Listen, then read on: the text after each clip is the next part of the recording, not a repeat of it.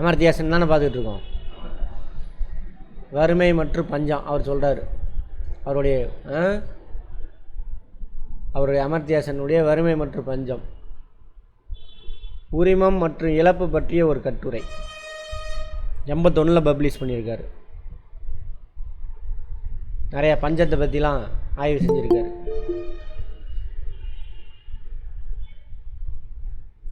அது ஒரு விஷயம் இல்லை, வறுமையை பற்றி ஆய்வு செஞ்சுருக்காரு. வறுமைக்கு பஞ்சத்துக்கு தொடர்பு, அதுக்கு நிறையா இன்சிடெண்ட்லாம் நடந்ததில் அந்த ஏரியாவில் போய் ஃபீல்டு ஒர்க் சர்வே பண்ணி அந்த கட்டுரையை வெளியிட்டிருக்காரு. சமத்துவமின்மை, வறுமை இருக்குது, அதே நேரத்தில் என்ன இருக்குது, சமத்துவமின்மை. எல்லாத்துக்கும் எல்லாமே கிடைக்கிறதில்ல. அதுக்கு முக்கியமான காரணமே இது, சமத்துவ உண்மைக்கு காரணமே இது சனாதனம். ஆண் பெண் சமத்துவமின்மை குடும்பத்துக்குள்ளே. வெளியில் வந்தீங்கன்னா என்ன அர்த்தம், நீங்கள் சொன்ன மணிகண்டன் சொன்ன ஜாதி, இது எல்லாத்துக்கும் அடிப்படை இது சனாதனம். சனாதனத்துக்கு அடிப்படை எதை வச்சு சனாதனத்தை கொண்டு வந்தான், கடவுள் பேரை வச்சு தான் அவங்கெல்லாம். அப்புறம் போன ஜென்மத்தில் செஞ்ச பாவம் அப்படின்ட்டு.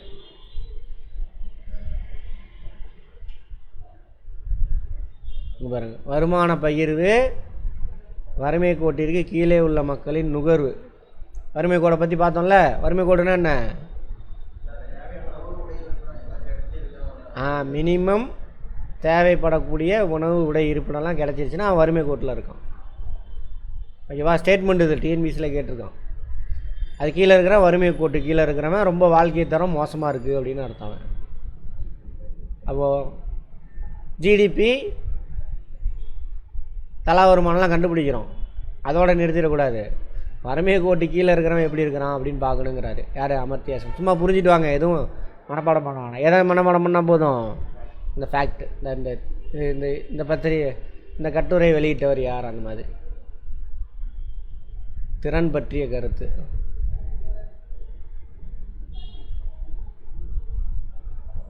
சரியா, இது பண்டம் மற்றும் பணி நுகர்வது. அதுக்கு மேலே என்ன பண்ணும், திறமை இருக்குல்ல, எபிலிட்டி, அதை பற்றி.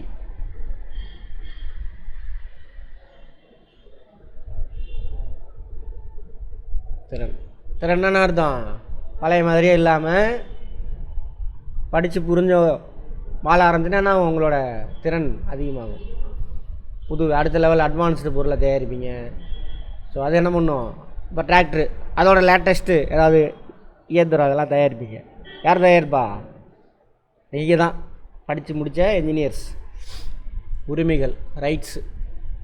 மண்ணில் பிறந்தோம்னாவே, இந்த பூமியில் பிறந்தால் நமக்கு என்ன பண்ணணும், உணவுக்கான உரிமை இருக்கணும். ஓகேவா, மருத்துவம் இதெல்லாம் கிடைக்கணும், உடல்நல பாதுகாப்பு இதெல்லாம் கிடைக்கணும், வேலைவாய்ப்பு. பஞ்சம், வறட்சி ஏற்பட்டுச்சுன்னா அரசாங்கம் என்ன பண்ணணும், கட்டாயம் அவனுக்கு சாப்பாடு கொடுக்க வைக்கணும். இதெல்லாம் உரிமைங்கிறாரு.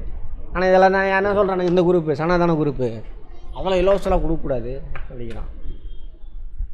அப்படி கிடையாது. அது மக்களை வந்து யார் காப்பாற்றணும், வரி கட்டுறான்ல, அந்த வரி பணத்தை வச்சு அவனுக்கு செய்யணும். நீ அதான் அரசாங்கத்தோட முக்கியமான வேலை.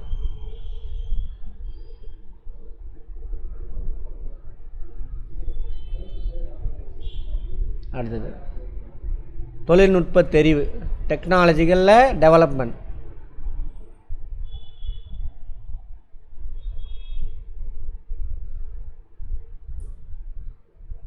தொழில்நுட்ப தெரிவுன்ற ஒரு புத்தகம், அதுவும் அவர் தான் எழுதியிருக்கார். மூலதன செறிவு நுட்ப முறையில் உழைப்பாளர்கள் உபரியாக உள்ள பொருளாதாரத்தில் வேலை வாய்ப்பை அதிகரிப்பது கடினம். டெக்னாலஜி டெவலப் ஆக என்ன பண்ண முடியாது, வேலை வாய்ப்பு உருவாக்குறது கஷ்டம். ஆனால் 10 பேர் செய்கிறத யார் செஞ்சிருவா, ஒரு மெஷின் செஞ்சிடும். இதே இப்போ வந்து ஆரம்பிக்கிறாங்கல்ல, 5000 கோடி முதலீடு, செருப்பு தொழிற்சாலை, 1500 பேருக்கு வேலை அப்படின்றாங்க. அங்கே லேட்டஸ்ட் டெக்னாலஜியில் நாங்கள் 15000 பேருக்கு வேலை கிடைக்கும். மெஷின்லாம் வந்ததுனால என்ன ஆகுது, அட்வான்ஸ்டு டெக்னாலஜி, வேலை கம்மி, 1500 பேருக்கு. அப்புறம் மறைமுகமாக வேறு வழி இல்லை, அட்லீஸ்ட் அவ்வளோ பேத்துக்கு அது வேலை கிடைக்கணும்.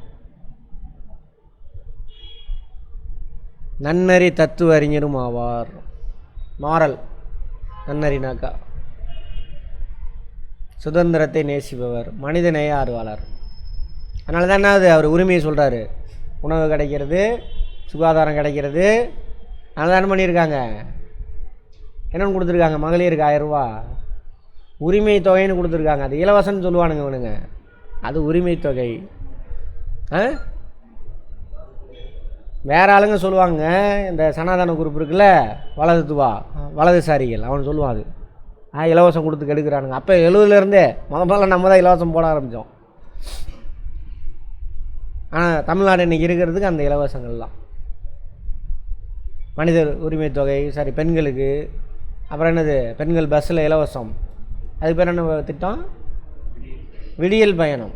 என் வீட்டுக்குள்ளே அடைச்சி வச்சுருந்தானுங்க, போங்க ஃப்ரீயாக இந்த விடியல் பயணம். அப்புறம் காலேஜுக்கு போகிறதுக்கே கஷ்டம், 10th வரைக்கும் படிக்க வச்சா பெரிய விஷயம். இப்போ என்ன பண்ணுறாங்க, காலேஜ் வரைக்கும் அனுப்பி விட்றாங்க, போய் படிச்சுட்டு வா. ஆனால் அங்கே கற்றுக்குறாங்களே இல்லையா, அது வேறு. அங்கே வேணுது மனப்பாடம் தான் பண்ணுறோம்.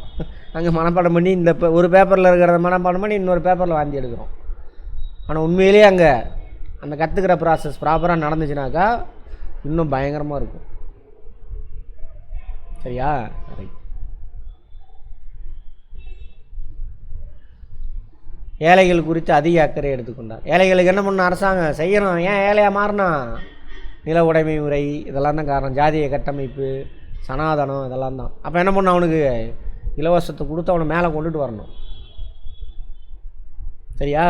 ரைட். அவர்களை இரக்கத்திற்கு உரியவர்களாக பார்க்காமல் உரிமைகள் வழங்கப்பட உரிமை கொண்டவராக பார்க்க வேண்டும். அதனால தான் உரிமை தொகை, உரிமை ஸ்காலர்ஷிப் வாங்குறது உன்னோட உரிமை.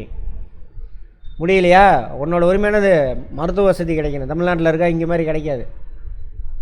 இல்லாதவன் அங்கே போகணும். இந்த ஒரு சில கூமுட்டை பயிர்கள்லாம் என்ன பண்ணுவான், ஓசியில் பணத்தை கொள்ளையடிச்சிட்டு ஏன் நீ ஏன் போய் ஜிஹெச்சில் போய் அட்மிட் ஆகலை அப்படின்னு கேட்குறான். அது இல்லாதவனுக்கு தான் ஜிஹெச், இருக்கிறவன் போய் ப்ரைவேட்டில் போய் எவ்வளோ வேணால் லட்சக்கணக்கில் செலவு பண்ணு, சும்மா அடிச்சு விட்டு போகிறது. அது கை தட்டுறதுக்கு ஒரு குரூப்பு முட்டா பயிலுங்க. இருக்கிறவன் அங்கே போய் இவன்கிட்ட போட்டி போட்டாக்க இல்லாதவன் அங்கே போக முடியுமா? இருக்கிற எல்லாருமே ஜிஹெச்சுக்கு போகிறான்னு வச்சுக்கோங்க, அப்போ எல்லோரும் போட்டி நடக்கும். அப்போ இல்லாதவனுக்கு கிடைக்காம போகும். அங்கேயே பத்தலை நமக்கு கட்டமைப்பு. சும்மா இப்போ சினிமாவுக்கு டைலாக் விட்ற மாதிரி அடிச்சு விட்றது, உட்காந்து கை தட்டுறது. ஜாதி ஜாதின்றான், ஜாதி இல்லை ஜாதி இல்லைன்றான். ஸ்கூலு காலேஜுக்கு போனாக்கா நீ என்ன ஜாதின்னு தான் முதல்ல கேட்குறான் அப்படின்றான் முட்டா பயிலுங்க. நோய் என்ன நோய் இருக்குன்னு கண்டுபிடிச்சா தான் என்ன பண்ண முடியும், அவனுக்கு ட்ரீட்மெண்ட் கொடுக்க முடியும். அது மாதிரி பாதிக்கப்பட்ட எந்த அளவுக்கு நீ சமூகத்தில் பாதிக்கப்பட்டன்னு தெரிஞ்சுக்கிறதுக்கு தான் அதை கேட்குறாங்க. அதுக்கு தான் அந்த சர்டிஃபிகேட்டு.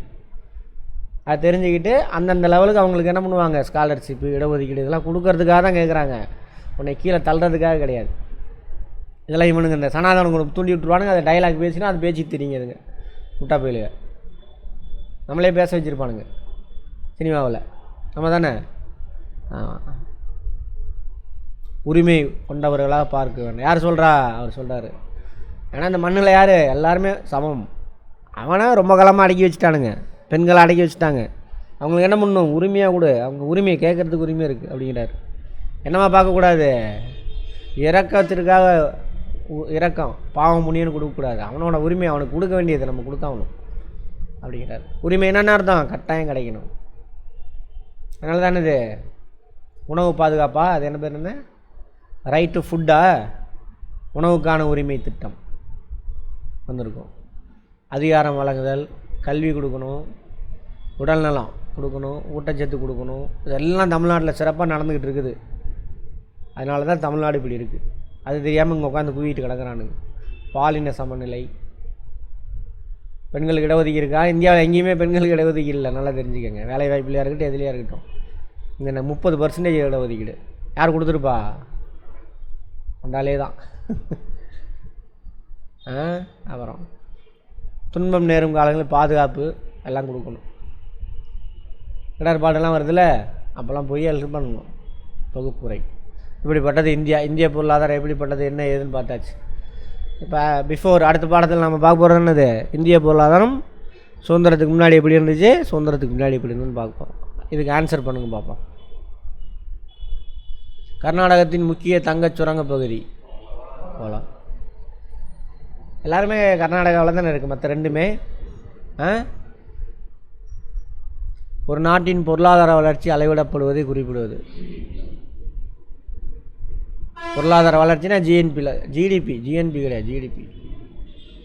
ஜிடிபியில் தான் growth ரேட் கண்டுபிடிப்பாங்க. ஓகேவா? ஜிடிபி இத்தனை பர்சன்டேஜ்னு சொன்னாங்களா? 7%, 5% சொல்லியிருப்பாங்க பாருங்கள். ஆமாம், பாருங்கள், அது ஆன்சர் வச்சு பாருங்கள். ஆன்சர் பக்கத்தை எடுத்து வச்சுக்கோங்க. ஆமாம் தானே? கரெக்டாக தான் இருக்குது. ஜிடிபியில் தான் growth ரேட் சொல்லுவாங்க. அது சேவிங்ஸ் பர்சன்டேஜு, அப்புறம் எஜுகேஷனுக்கு எவ்வளோ செலவு பண்ணுறாங்க, எல்லாமே ஜிடிபியில் தான் பர்சன்டேஜ். அதேமாதிரி ஒரு கவர்மெண்ட் எவ்வளோ கடன் வாங்கலாம், ஜிடிபியில் தான் சொல்லுவாங்க. புரியுதா? இப்போ தமிழ்நாட்டில் கூட இஷ்யூ போச்சு பாருங்கள். 28% வரைக்கும் வாங்கலான் இருக்கு, நாங்கள் 26 தான் வாங்கியிருக்கோம் அப்படின்னு நம்ம நிதி அமைச்சர் சொல்லியிருப்பார். 28%ங்கிறது என்னது? ஜிடிபியில். புரிஞ்சுதா? ஆமாம். கீழ்கண்டவற்றில் எது முன்னேற்றம் அடைந்த நாடு? பிரான்ஸ். மெக்சிகோவா? மெக்சிகோலாம் நம்மள மாதிரி தான்.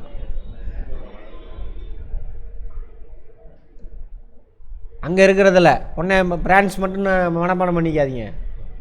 வேறு நார்வே, ஸ்வீடன், ஃபின்லாண்டு தான் அவங்கள தான் எடுக்கணும். ஆமாம். வலுவான பொருளாதாரத்தை கொண்ட நாடுகள் வரிசையில் இந்தியாவின் இடம் எத்தனாவது இடம்? 7. பிபியில் பர்ச்சேசிங் பவர் பேரிட்டியில் அதில் வந்து 3வது இடத்துக்கு வந்திருக்கோம். 3வது இடம் ஃப்ரான்ஸை தள்ளிட்டு. மற்றபடி ஜிடிபியில் பார்த்தோம்னா எவ்வளவு? 7வது. கலப்பு பொருளாதாரம் என்பது. Very good. ஏன் கஷ்டப்பட்டு படிக்கிறோம், புரிஞ்சுக்கிட்டு வரோம், அது பாட்டில் நிற்கிது. மனப்பாடம்லாம் இங்கே எதுவுமே பண்ணல நம்ம. சரியா?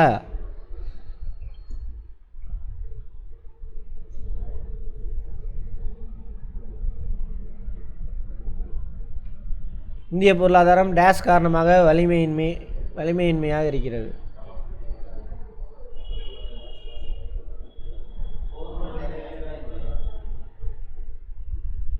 இருப்பது கிடையாது. பொருளாதார சமநிலையின்மை. கலப்பு பொருளாதாரத்தை நம்ம நெகட்டிவாக சொல்ல முடியாது. நகரமயமாதல்லாம் நல்ல விஷயந்தான். சரியா? இதில் உள்ளது நெகட்டிவ் பாயிண்ட் எது? இதுதான் பொருளாதார சமநிலையின்மை. பணக்காரன் பயங்கர பணக்காரனாக இருக்கான், ஏழை. ஜமீன்தார்ட்ட மட்டும் ஆயிரக்கணக்கான ஏக்கர் லேண்ட் இருக்குது. மற்றவெல்லாம் லேண்டே இல்லாமல் தொழிலாளி மட்டும். அவனே முதலீடு பண்ணணும், அவனே விவசாயம் பண்ணணும், எல்லாம் பண்ணணும். அறுவடை செஞ்சு 60% எங்கே கொண்டு போய் கொடுத்துடணும்? ஜமீன்தார்ட்ட கொடுத்துடணும். அப்படி இருந்தது. இன்னும் இருக்குது, வட இந்தியாவில் இருக்குது. மக்கள் தொகையின் இயல்புகளை பற்றிய அறிவியல் ரீதியான ஆய்வு. மக்கள் தொகையில், அதாவது டெமோகிராஃபி அப்படிம்பாங்க. டெமோனா மக்கள்னு அர்த்தம் இங்கிலீஷில். லாட்டினா ஏதோ ஒன்று டெமோகிராஃபி. கிராஃப்னா ஏதோ ஒன்று எழுதுறது.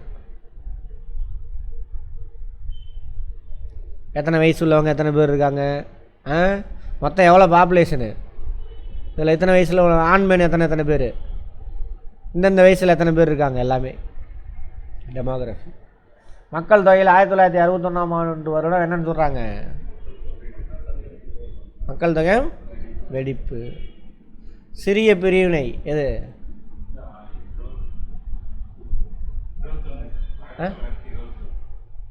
அது பெரும் பிரிவினை இல்லை, பெரும் பிரிவினை. இது சிறிய பிரிவினை. அதுக்கப்புறம் எந்த ஆண்டில் இந்திய மக்கள் தொகை 100 கோடியை தாண்டியது? இப்போ 140 போயிட்டோம். அதுக்குள்ள 1000 மக்களுக்கு இறப்பவர் எண்ணிக்கை.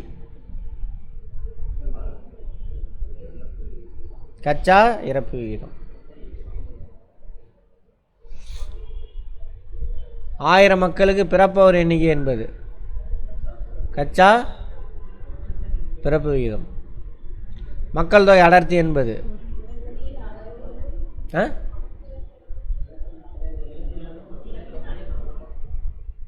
நிலத்தை அளக்க போகிறீங்க. மக்கள் தொகை டிவைடட் பை நிலத்தோட அளவு. தேசிய வளர்ச்சி கழகத்தை அறிமுகப்படுத்தியவர்? தேசிய வளர்ச்சி கழகம்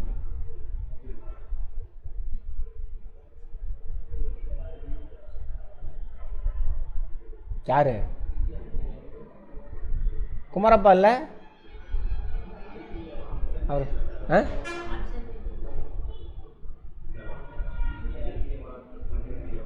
அப்படின்னா VKRV ராவ்.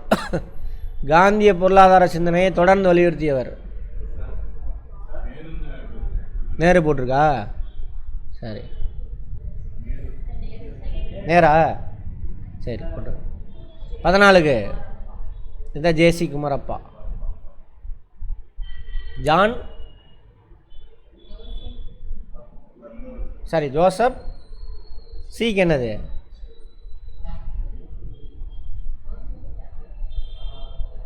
ஜனநாயக சமதர்மத்தை கொண்டு வந்தவர். நேரு தான். பிஆர் அம்பேத்கர் இந்திய பொருளாதார பிரச்சனைகளை இதன் அடிப்படையில் ஆராய்கின்றார். ஓகேவா? இந்திய கொள்கையின் அடிப்படையில், இந்த கொள்கையின் அடிப்படையில் காந்தி பொருளாதாரம் இயங்குகிறது. ஒழுக்க நெறியா? ஆமாம், சமதர்ம சிந்தனை சொல்லியிருப்பார். ஒழுக்க நெறி தான் சொல்லியிருப்பார். ஆமாவா? ஆமாம். ஆனால் இங்கே இது பயங்கர சிக்கல், விவாதத்துக்குரியது. ஒழுக்க நெறின்ட்டு என்ன பண்ணுறான், அந்த சனாதனம் இருக்குல்ல, அவன் குலத்தொழில் அவன் செய்யணும், அங்கே போய் நிறுத்துறாருன்னு சொல்கிறாங்க. நான் ஒழுங்காக தானே சொல்லுது. நெறினா என்ன அர்த்தம்? அவன் குலத்தில் என்ன தொழில் செஞ்சுட்டு சொல்லியிருக்காங்களோ அதை தான் செய்யணும். திறமையாக இருந்தாலும் வேறு தொழிலுக்கு போகக்கூடாது. அவர் சனாதனத்துக்கு லைட்டாக அப்பப்போ சிஞ்சு அடிப்பார். யார்? காந்தி அப்படின்னு. அவங்க வி.கே.ஆர்.வி. ராவின் இவரின் மாணவர். சரி. காலின் கிளர்க் யார்? கொலீகு. அவங்க 2 பேரும். Adam Smith, Alfred Marshall. தேவை விதி. Very good. தீபிகா குட். அடுத்தது, பொருளாதாரத்திற்கான நோபல் பரிசை அமர்த்தியா சென் பெற்ற ஆண்டு. அது இல்லை தானே, எங்கேயுமே பார்க்கல தானே. 80யா? 1998 இருக்கலாம். அதான் ஆன்சரு. ரைட். திருவள்ளுவரின் பொருளாதார கருத்துக்கள் குறிப்பாக கூறுவது. அனைத்துமா? அவ்வளோதான். இப்போ என்ன பார்த்தோம்? இந்திய பொருளாதார நிலை, அப்புறம் பொருளாதார வல்லுநருடைய கருத்துக்கள் என்ன ஏது அப்படின்ட்டு. அடுத்து நாம் பார்க்க போகிறது இந்திய பொருளாதாரம் சுதந்திரத்துக்கு முன்னரும் பின்னரும். இதில் தான் அந்த 5 இயர் பிளான்ஸ் இதெல்லாம் வரும். சாலிடாக ஒரு 2 நாள் புதன்கிழமை வரைக்கும் ஓடணும். இது பார்த்தோன்னா தமிழ்நாடு பொருளாதாரம் பார்த்தா முடிஞ்சு போச்சு. அப்புறமேலே என்ன பண்ணலான்னா, இந்த வருஷத்தோட பட்ஜெட் இருக்குல்ல, யூனியன் கவர்மெண்ட்டோட பட்ஜெட்டு, அதை ஒரு டிஸ்கஷன் போட்டுடலாம். 2 நாள், 1 நாளோ 2 நாளோ. அப்புறம் தமிழ்நாடு கவர்மெண்ட் பட்ஜெட் வெளியிடுவாங்க. ஒன்றிய அரசாங்கம் பட்ஜெட் வெளியிட்டோன்னா தமிழ்நாடு கவர்மெண்ட் வெளியிடுவாங்க. ஏன்னு சொல்லுங்க பார்ப்போம்.